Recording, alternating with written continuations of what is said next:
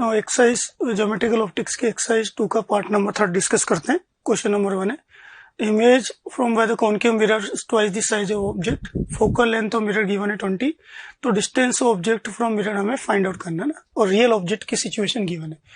Concave mirror में अगर real object है और ट्वाइस मैग्निफिकेशन है ना, मैग्निफिकेशन डबल गिवन है, तो real object and real image का मैग्निफिकेशन भी डबल हो सकता है, और real object and virtual image का मैग्निफिकेशन भी डबल हो सकता है ना। तो मल्टीपल चॉइस वाला क्वेश्चन, इसलिए दोनों केस लेते हुए चलना। पहले हम अगर real object and real image की बात करें, मैग्निफिकेशन डबल है, तो मैग्निफिकेशन का जो साइन होगा रियल ऑब्जेक्ट रियल इमेज के लिए वो नेगेटिव होगा, तो -2 equal to f upon f minus u वाला फॉर्मूला यूज कर रहा हूं मैं। एफ की वैल्यू आपको गिवन है 20, तो ये -20 डिवाइड बाय -20, और u की वैल्यू मैं विद साइन पुट कर देता हूं, तो प्लस का u, सही। ये माइनस माइनस कैंसिल आउट हो जाएगा, 2 से 2 भी कैंसिल आउट हो जाएगा, तो u इक्वल टू आएगा 30, सही, जो कि हमें ऑप्शन नंबर बी में गिवन है। सेकंड वाला केस लेके चलें, रियल ऑब्जेक्ट है एंड वर्चुअल इमेज है, तो रियल ऑब्जेक्ट वर्चुअल इमेज के लिए मैग्निफिकेशन डबल होता है, जानते हैं कॉनकेव मिरर के लिए, पर मैग्निफिकेशन का जो साइन होगा पॉजिटिव होगा, तो प्लस का 2 इक्वल टू -20 डिवाइड बाय -20, और रियल ऑब्जेक्ट है तो u का साइन नेगेटिव होगा, तो माइनस माइनस प्लस हो जाएगा, ये 2 से 2 कैंसिल आउट हो गया, तो -20 प्लस u इक्वल टू -10, तो यहाँ से u इक्वल टू आएगा प्लस का 10, मैग्नीट्यूड फाइंड आउट किया हमने, तो u इक्वल टू 30 होगा और एक u इक्वल टू 10 होगा, तो a और b वाला ऑप्शन सही होना चाहिए। Question number 2, which of the following statements are incorrect for spherical mirror. Option number A देखें, concave mirror form only virtual image of any position of real object, सही। Concave mirror form only virtual image है ना, तो for any position of real object, बिल्कुल incorrect है। तो any position real object ये concave mirror है, ये फोकस इसका ये सी है, और इन्फिनिटी माइनस इस साइन, तो -इन्फिनिटी से लेकर -f के बिटवीन अगर आप रियल ऑब्जेक्ट को रखोगे तो इमेज भी रियल ही बनेगी, सही। और जब real object in between -f focus और p यानी पोल के बिटवीन होगा तो इमेज बनेगी वर्चुअल, इसलिए इनकरेक्ट ऑप्शन है। Now option number B, concave mirror form only virtual image for any position of real object. Convex mirror ना, तो कॉन्वेक्स मिरर रियल कभी नहीं बनाता, रियल का ओनली वर्चुअल बनाएगा, इसलिए ये वाला ऑप्शन करेक्ट है, पर हमें इनकरेक्ट ऑप्शन सेलेक्ट करना है। ऑप्शन नंबर सी पे चलते हैं, concave mirror form only virtual diminish image of an object place between its pole and focus. तो अभी हमने देखा -f एंड p के बिटवीन जब हम ऑब्जेक्ट रखेंगे रियल ऑब्जेक्ट, तो कॉनकेव मिरर वर्चुअल में बनाएगा, बिल्कुल स्टेटमेंट यहाँ तक तो बिल्कुल सही चल रहा है, पर ये जो डिमिनिश लैंग्वेज में लिखा हुआ है, डिमिनिश इमेज नहीं बनेगी, मैग्नीफाई इमेज बनेगी, इसलिए सी वाला ऑप्शन भी क्या होगा, इनकरेक्ट होगा।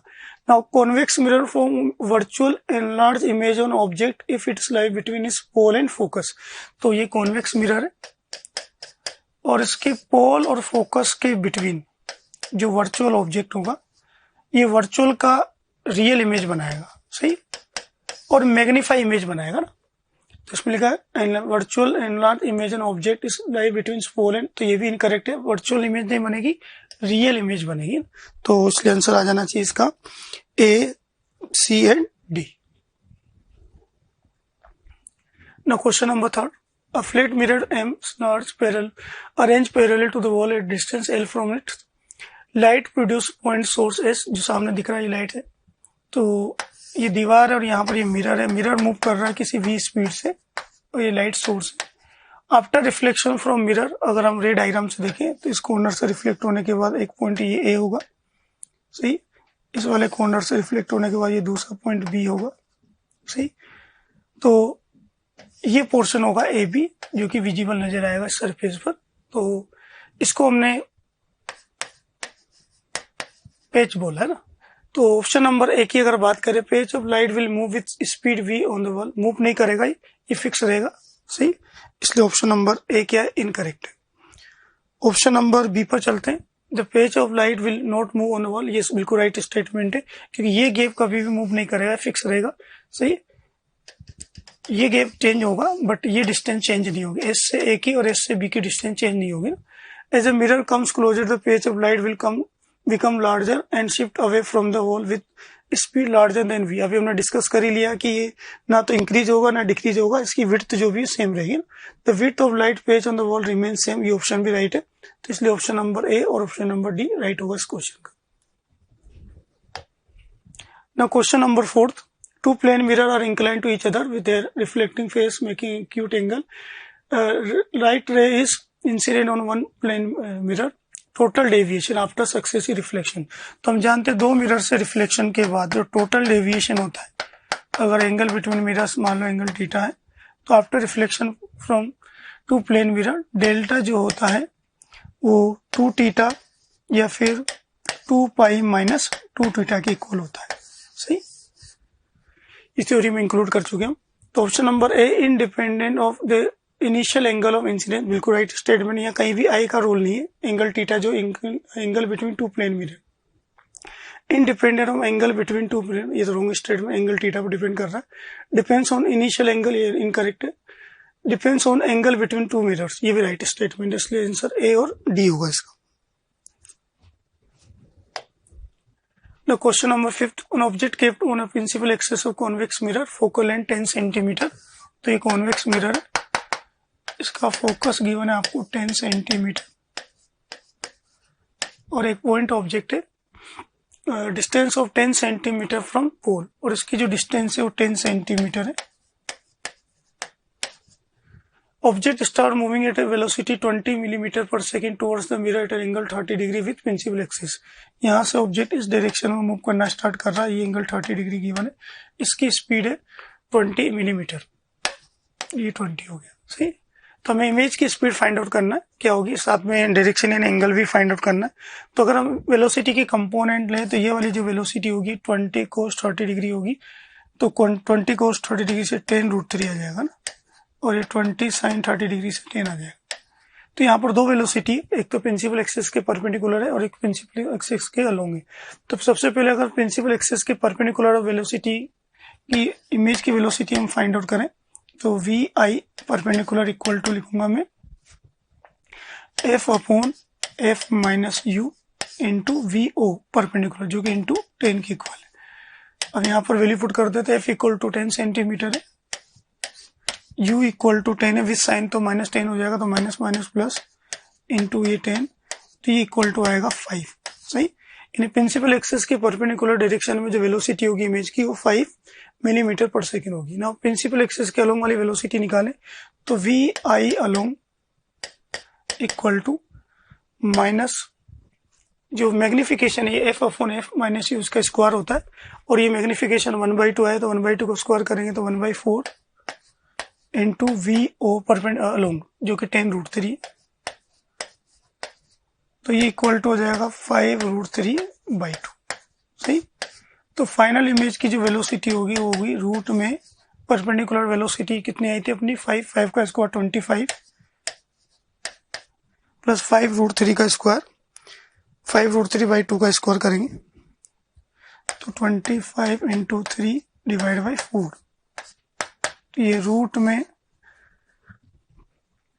100 प्लस 75/4, यानी रूट में 175/4 हो जाएगा, सही, जो कि ऑप्शन नंबर हमें बी में गिवन है, तो आंसर बी आ जाएगा। डायरेक्शन की अगर बात करें तो दो वेलोसिटी अलोंग वाली 5 है, सॉरी परपेंडिकुलर वाली 5 है, रियल ऑब्जेक्ट है तो वर्चुअल इमेज बनेगी, तो ये वेलोसिटी तो 5 है, और ये वाली जो वेलोसिटी है 5√3/2 है, 5√3/2, तो रिजल्ट वेलोसिटी इस डायरेक्शन में आएगी। ये एंगल अगर हम थीटा माने तो 10 थीटा इक्वल टू लिखूंगा मैं 5 डिवाइड बाई 5√3/2, यानी 2/√3 हो जाएगा, सही।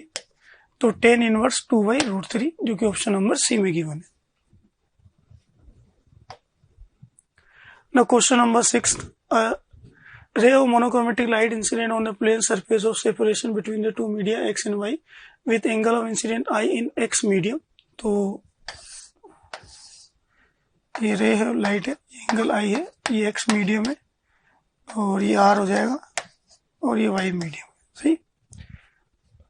और हमें साइन आर एंड साइन आई के बिटवीन ग्राफ भी गिवन है, तो इसको मैं वाई मान लेता हूँ और इसको मैं एक्स मान लेता हूँ, सही।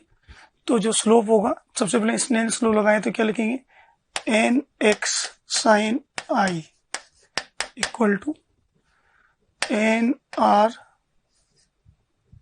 या sorry N y sine r, और sine r upon sine i जो कि वाई अपॉन एक्स होगा यानी टेन थीटा के इक्वल होगा, तो N X upon N Y equal to tan 30 degree यानी 1/√3। और कंपेयर करें तो हम कह सकते हैं कि एन एक्स की वैल्यू 1 होगी तो एन वाई की वैल्यू √3 होगी, सही। अब ऑप्शन पे चलते हैं। Speed of light in medium Y is √2 times then the medium X. तो अगर स्पीड की बात करें तो एक्स की स्पीड तो सी के इक्वल मान लेते हैं क्योंकि एन इक्वल टू 1 है, और वाई की स्पीड जो होगी वो c/√3 हो जाएगी, सही। वाई की स्पीड c/√3 होगी। तो अगर हम ए और बी को कंपेयर करें तो बी वाला ऑप्शन राइट हो जाएगा। Total internal reflection can take place when the incident is in X, जबकि ये √3 है, सही। तो ये डेंसर मीडियम है और TIR तब होता है जब रे किस मीडियम में हो, डेंसर मीडियम में हो, तो इसलिए ऑप्शन नंबर डी राइट हो जाएगा, सही। Now question number 7, in a figure object O है जो कि d1 डिस्टेंस पर है और ये इसकी प्रिंसिपल एक्सिस पर रखा हुआ है। Curvature of spherical surface given है 60 सेंटीमीटर। आई फाइनल इमेज है after all reflection and refraction. तो ये प्लेन मिरर है तो इससे तो लाइट का रिफ्लेक्शन होगा और ये जो स्फेरिकल सरफेस इससे लाइट का रिफ्लेक्शन होगा। तो ऑप्शन पे चले, if d1 equal to 120 centimetre then I final form on O only any value of d2, यानी फाइनल इमेज जो होगी वो ओ पर बनेगी अगर d1 equal to 120 centimetre. Check करते हैं ऑप्शन को। तो रेडियस ऑफ कर्वेचर हमें 60 सेंटीमीटर गिवन है, तो रे जाएगा d1 से n इक्वल टू 1 से n इक्वल टू 3/2 में, तो 3/2 upon v minus 1 upon u, where u equal to हो गया विथ साइन तो माइनस का 1/20 equal to 3/2 minus 1 divide by r। r का साइन हो जाएगा पॉजिटिव तो प्लस का 60 हो जाएगा ये, सही। तो ये हो गया 1/20, ये माइनस माइनस प्लस तो 3/2 upon v plus 120 equal to 1 upon 120, तो v इक्वल टू हो जाएगा इनफाइनाइट, सही। एंड जब यहाँ से रे का रिफ्रैक्शन होगा तो रे प्रिंसिपल एक्सिस के अलोंग आएगी, सही।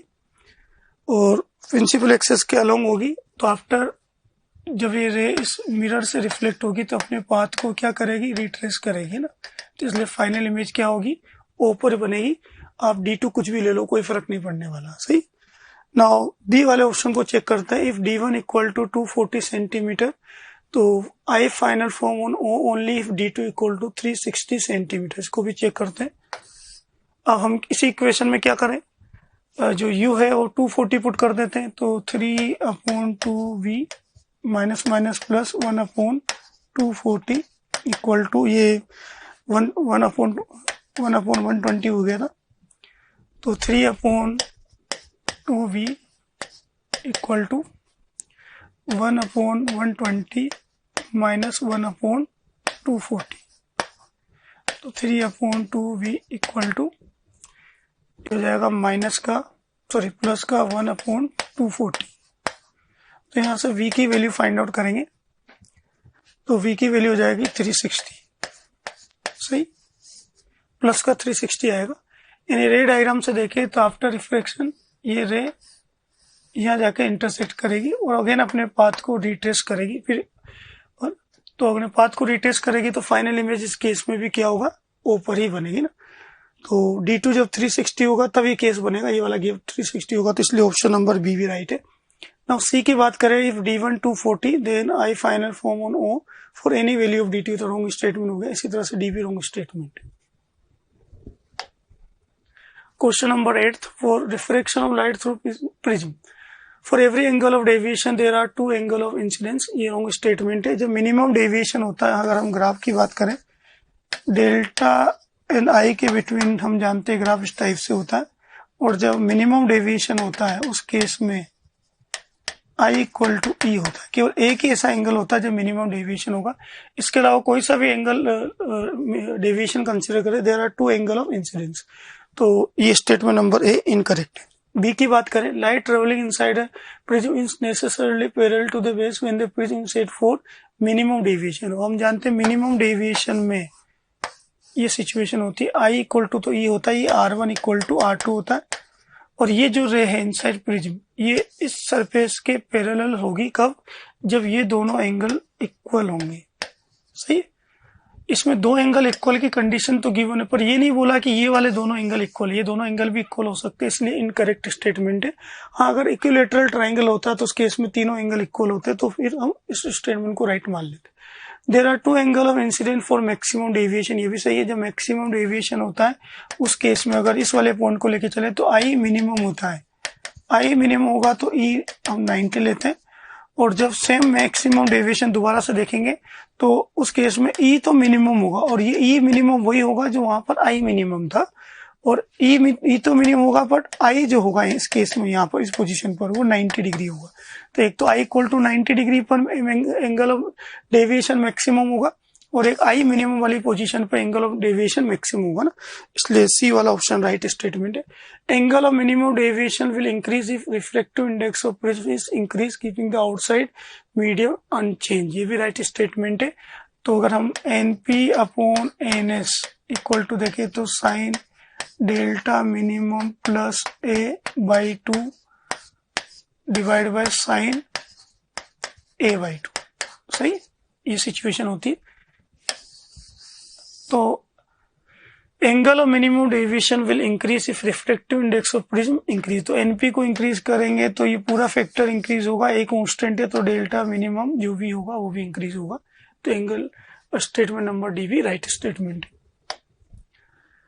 Question number 9, for refraction through the small angle prism angle of deviation, हम जानते हैं डेल्टा जो होता है वो इक्वल टू होता है NP/NS -1 into A in case of small angle of prism will increase with increase in refractive index of prism। सही स्टेटमेंट, NP को इंक्रीज करेंगे तो डेल्टा इंक्रीज होगा। सही, बी वाला स्टेटमेंट देखते हैं, will be double if refractive index of prism is double, ये स्टेटमेंट इनकरेक्ट है, इसको डबल करेंगे तो डायरेक्टली प्रोपोर्शनल नहीं है, डायरेक्टली प्रोपोर्शनल NP होता तो डबल हो जाता, directly proportional to angle of prism, ये भी incorrect, directly proportional to angle of prism, ये राइट स्टेटमेंट है। Will decrease with increase in reflective index of prism, ये इनकरेक्ट स्टेटमेंट है। Now question number 10, two refracting medium are separated by spherical surface, PP principal axes है, U μ1 μ2 refractive index of medium है, incident and medium और refractive index reflection है ना। तो अगर हम रे जो है वो μ1 and μ2 are the refractive index of medium of incident, यानी रे इधर से आ रही है, सही। तो अगर हम यहां से रिफ्रैक्शन वाला फॉर्मूला यूज करें तो रे μ1 से μ2 में जाएगा, तो μ2/v माइनस μ1/u, u का साइन अभी यूज नहीं कर रहा हूं मैं, और μ2 माइनस μ1/r, r का साइन यानी रेडियस ऑफ कर्वेचर का साइन तो फिक्स है क्योंकि इसका सेंटर इस साइड होगा तो नेगेटिव होगा, तो माइनस का, सही। तो μ2/v इक्वल टू हो जाएगा μ2 minus μ1 divide by minus r, और उसको इधर शिफ्ट करें तो प्लस का μ1/u, सही। चले अब ऑप्शन पे चलते हैं, इफ μ2 ग्रेटर देन μ1, यानी μ2 ग्रेटर देन μ1 है तो ये पूरी वैल्यू नेगेटिव आएगी ना, देन, और ये वैल्यू तो नेगेटिव है, then there can not be real image of real object, real object के लिए u का साइन नेगेटिव होता है, तो ये नेगेटिव हो गया, और μ2 ग्रेटर देन μ1 है तो ये भी नेगेटिव, टोटल v का साइन नेगेटिव आएगा, v का साइन नेगेटिव आने का मतलब वर्चुअल इमेज होगी ना, तो इसलिए ऑप्शन नंबर बी राइट हो जाएगा इसका, सही। Sorry, option number can not be real image है ना, ये राइट स्टेटमेंट, रियल इमेज नहीं होगी, वर्चुअल इमेज होगी। μ2 greater than μ1 then there can not be real image of virtual object, virtual object की अगर बात करें तो μ2 ग्रेटर देन μ1 है तो ये तो पूरा नेगेटिव हुआ ना, और रियल ऑब्जेक्ट है सॉरी वर्चुअल ऑब्जेक्ट है तो यू का साइन क्या होगा, पॉजिटिव, यानी ये नेगेटिव और ये पॉजिटिव होगा, तो इनका डिफरेंस कुछ भी आ सकता है, पॉजिटिव भी आ सकता है। अगर वी का ये नेट वैल्यू पॉजिटिव होगी तो रियल इमेज बनेगी, और अगर नेगेटिव होगी तो वर्चुअल इमेज बनेगी ना। तो वर्चुअल ये कह रहा है कि नहीं बन सकती है, तो स्टेटमेंट इनकरेक्ट है। If μ1 less than μ1 greater than μ2, तो μ1 ग्रेटर देन μ2, तो ये माइनस और ये माइनस, तो ये पूरा तो पॉजिटिव हो गया ना। There can not be a virtual image of virtual object, तो ये तो पॉजिटिव हो गया और ये भी पॉजिटिव हो गया, तो टोटल वी की वैल्यू पॉजिटिव आएगी। इसका मतलब सी वाला जो ऑप्शन है, there can not be virtual image, ना वर्चुअल इमेज नहीं होगी, रियल इमेज होगी, वी का साइन पॉजिटिव होगा ना। If μ1 greater than μ2 then there can not be real image of real object, तो ये पूरा साइन पॉजिटिव हो गया, सही। और रियल ऑब्जेक्ट है तो यू का साइन नेगेटिव, ये माइनस है और ये प्लस है ना, तो इनका डिफरेंस कुछ भी आ सकता है, वी पॉजिटिव भी हो सकता है और नेगेटिव भी हो सकता है, इसलिए डी वाला ऑप्शन इनकरेक्ट है ना।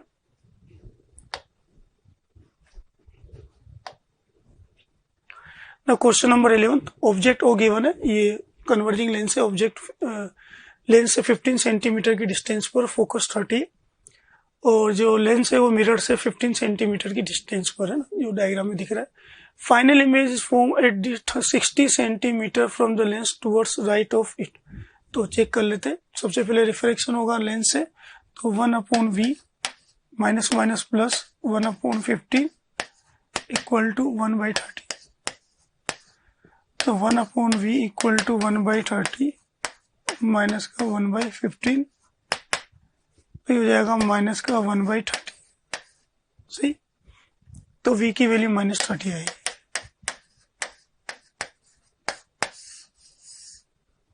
v की वैल्यू -30 आने का मतलब इस साइड इमेज बनेगी I1 इमेज में, ये I1 यहाँ से 30 सेंटीमीटर की डिस्टेंस में बनेगी। अब ये I1 ऑब्जेक्ट होगा प्लेन मिरर के लिए, और 30 + 15 45, यानी I2 जो इमेज बनेगी बाई मिरर वो 45 सेंटीमीटर की डिस्टेंस पर, सही। और फिर वापस रिफ्लेक्ट होने के बाद रे लेंस से निकलेगी, तो I2 ऑब्जेक्ट होगा लेंस के लिए, तो 45 + 15 यानी 60 सेंटीमीटर, यानी 2f पर ऑब्जेक्ट है, तो इमेज भी इधर बनेगी 2f पर, यानी 60 सेंटीमीटर। I3 फाइनल इमेज होगी जो कि 60 सेंटीमीटर की डिस्टेंस पर बनेगी, सही। अब ऑप्शन देखें तो ऑप्शन नंबर ए में बोला final image is form at 60 centimetre from lens, यहाँ तक तो सही, टुवर्ड्स राइट ऑफ इट, यानी इसके इधर बनेगी, जो कि इनकरेक्ट है ना। Final image is 60 centimetre from lens towards left of it, ये right statement. Final image is real, ये भी राइट स्टेटमेंट है, सही। इमेज वर्चुअल होगी नहीं, इसलिए answer. Which of the following can not form real image of real object, real object है और इमेज भी रियल है, तो हम सब जानते हैं कौन क्यों मिरर बनाता है। प्लेन मिरर रियल का रियल नहीं बनाता, रियल का वर्चुअल है, वर्चुअल का रियल बनाता है। कॉन्वेक्स मिरर भी रियल का रियल नहीं बनाता, डाइवर्जिंग, ऐसा ना। तो कौन कौन नहीं बनाते हैं, तो एक तो बी वाला ऑप्शन आएगा, एक सी वाला ऑप्शन आएगा और एक डी वाला ऑप्शन आएगा, सही। Now question number 13, value of D1 D2 for final ray to be parallel to the principal axis ना। तो चेक करते हैं, फोकल लेंथ गिवन है डायग्राम में, ये 10 है, फोकस भी 10 है, तो आफ्टर रिफ्रैक्शन थ्रू लेंस 1 ये रही हो जाएगी, और फिर 20 सेंटीमीटर पर जाके फोकस होगी, और फिर यहाँ से ये फाइनल रे डायग्राम ऐसा, यानी ये जो इंटरसेक्शन पॉइंट है ये वाला, ये इसके फोकस होगी, यहाँ से 5 सेंटीमीटर होना चाहिए, सही। और ये पूरा 20 होना चाहिए, तो ये D2 हो जाएगा कितना, 15 सेंटीमीटर। और D1 कुछ भी हो, कोई फर्क नहीं पड़ने वाला। तो ऑप्शन को अगर हम चेक करें, D1 10 सेंटीमीटर, D2 15, सही। D1 कुछ भी ले, कोई फर्क नहीं पड़ना, D1 को नहीं चेक करना, ओनली D2 को चेक करना है। D1 20, D2 15, 15 आया, इसमें भी 15 आया, तो इसका मतलब है A, B, C option right statement. Equi convex lens given है, रिफ्लेक्टिव इंडेक्स है N2 और surrounding medium N1 N3 reflective index है लेफ्ट एंड राइट साइड के। तो ऑप्शन को अगर हम देखें, must be diverging if N2 is less than arithmetic mean of N1 and N3। तो सबसे पहले हम चेक करते हैं कि ये कन्वर्जिंग होगा, डाइवर्जिंग लेंस होगा, तो इसके फोकस पर डिपेंड करेगा। फोकस नेगेटिव आ गया तो डाइवर्जिंग हो गया, फोकस अगर पॉजिटिव हो गया तो कन्वर्जिंग हो गया ना। तो मान लो रे इस साइड से इंसिडेंट हो रही है, इन्फिनिटी से रे मान लेते हैं, प्रिंसिपल एक्सिस के लॉन्ग आ रही, तो हमें रिफ्रैक्शन थ्रू स्फेरिकल सरफेस वाला फॉर्मूला यूज कर रहा हूँ, रे n1 से इनटू मीडियम में जाएंगे तो n2 अपॉन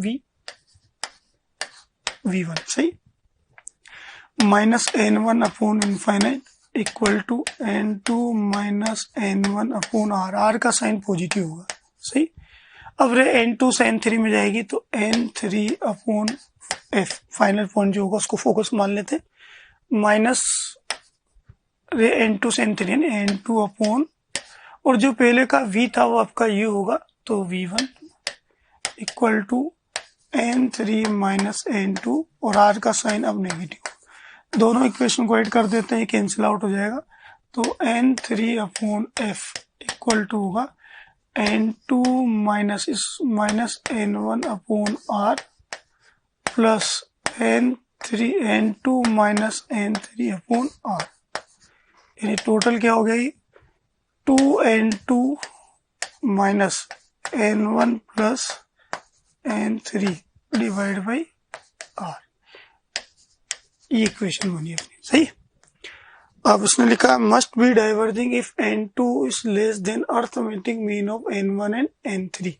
अर्थमेटिक मीन का मतलब n1 प्लस n3 डिवाइड 2, तो अगर मान लो कि अर्थमेटिक मीन को अगर मैं n से कन्वर्ट करूं तो n की वैल्यू का मतलब है n1 plus n3 divide by 2 सही। या चाहो तो 2 कॉमन ले लेते हैं यहां से, अगर इसे 2 कॉमन ले तो फिर 2 बाई आर ये हो जाएगा n2 minus n1 plus n3 divide by 2 सही। चलिए ऑप्शन को चेक करते हैं, must be diverging n2 less then, तो इसका मतलब स्टेटमेंट बिल्कुल राइट है। अगर ये वैल्यू n2 जो इससे कम होगी n1 plus n3 divide by 2 से, तो f का साइन नेगेटिव होगा, और f साइन नेगेटिव होने का मतलब है कि ये डाइवर्जिंग लेंस होगा। Must be converging if n2 is greater than, इसका अपोजिट है, ये भी राइट स्टेटमेंट है बी वाला। May be diverging n2 less than अर्थ, ये तो इनकरेक्ट हो गया। Will be neither be diverging nor converging n2 equal to arithmetic mean of n1 n3, यानी अगर ये और ये दोनों इक्वल हो गए तो फिर तो प्लेन सरफेस बन जाएगी, इसलिए डी वाला ऑप्शन भी राइट है। दो प्लेन सरफेस ना कन्वर्जिंग होती है ना डाइवर्जिंग सही। Question number 15, men want to photograph a boy donkey as a zebra after fitting a glass with black stick into the lens of his camera। यानी अगर ये कैमरा है और इस पर ब्लैक पेपर लगा दिया उसने ताकि जो डंकी है उसका फोटोग्राफ एज ए जेबरा नजर आए ना, तो ये तो बेवकूफ बनाने वाला क्वेश्चन है, क्योंकि रे यहीं से नहीं जाएगी तो यानी इमेज तो कहीं से भी दिख सकती है, तो image will look like white donkey on a photograph, तो ये तो राइट स्टेटमेंट है, क्योंकि पहले से वाइट है तो वाइट ही दिखेगा। The image will look like zebra on photograph, ये तो इनकरेक्ट स्टेटमेंट है। Image will be more intense compare to case in which no such glasses use, और ऑप्शन में image will be less intense, तो less intense इसलिए होगी कि पहले पूरे पोर्शन से रे निकल रही थी, अब ये जहां जहां आपने पेपर लगा रखा वहां से रे नहीं निकलेगी, तो इंटेंसिटी पहले से कम हो जाएगी, तो इतनी है ना, तो इसने क्या कि वो डंकी जेब्रा नजर आ जाएगा ना। Question number 16, which of the following quantity related to lens depends on wavelength of incident light. तो हमें पता करना है कि इसमें से कौन कौन सी वैल्यू लाइट की वेवलेंथ पर डिपेंड करता है। तो सबसे पहले पावर होता है 1/f, और ये होता है np upon ns minus 1 upon r1 minus 1 upon r2, ये nl ले लेते हैं, nl upon ns minus 1 upon r1 minus 1 upon r2। और हम जानते हैं कि रिफ्रैक्टिवनेस जो n होता है वो इक्वल टू होता है a plus B upon lambda. इसका कौची फॉर्मूले का यूज करें तो लेमडा डिफरेंट होने से ए बी तो सेम होते हैं सबके लिए, एन की वैल्यू डिफरेंट होगी। एन की वैल्यू डिफरेंट होने का मतलब है कि पावर जो 1/f जो है वो वेवलेंथ पर डिपेंड करेगी, फोकल लेंथ भी डिपेंड करेगी, ये ऑप्शन भी राइट है। क्रोमेटिक एब्रेशन ये भी डिपेंड करेगा। क्रोमेटिक एब्रेशन का मतलब होता है कि अगर लेंस से लाइट निकले, व्हाइट लाइट की अगर बात करें तो जब व्हाइट लाइट लेंस से निकलेगी तो मान लो लाइट प्रिंसिपल एक्सिस के पैरेलल है, और हम जानते हैं लाइट अगर प्रिंसिपल एक्सिस के पैरेलल है तो after reflection through converging lens इसका फोकस पॉइंट ये होगा ना।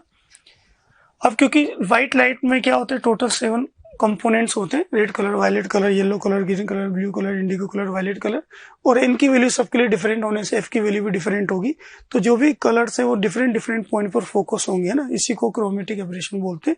तो ये होना डिपेंड कर रहा है कि एन की वैल्यू डिफरेंट है, और एन की वैल्यू डिफरेंट इसलिए कि वेवलेंथ भी डिफरेंट है, इसलिए सी ऑप्शन राइट है ना, जो डिपेंड करेगा। रेडियस और कर्वेचर तो ज्योमेट्रिकल चीजें तो उसको डिपेंड नहीं करेगी ना, इसलिए A, B and C option right होगा। Question number 17, A narrow beam of white light goes through the slab having parallel face। तो हम जानते हैं अगर व्हाइट लाइट किसी स्लेब से निकलेगी, ये व्हाइट लाइट है, सराउंडिंग मीडियम अगर सेम मान लें, सही, तो लाइट जब व्हाइट लाइट जब स्लेब के अंदर होगी तो उसका डिस्पर्जन होगा, पूरे कलर नहीं बना रहा हूं मैं, इस टाइप से लाइट का डिस्पर्जन होगा, और क्योंकि सराउंडिंग मीडियम सेम है तो फाइनली जो रे होगी, जितने भी कंपोनेंट है वो सब आपस में पैरेलल टू ईच अदर होंगे ना।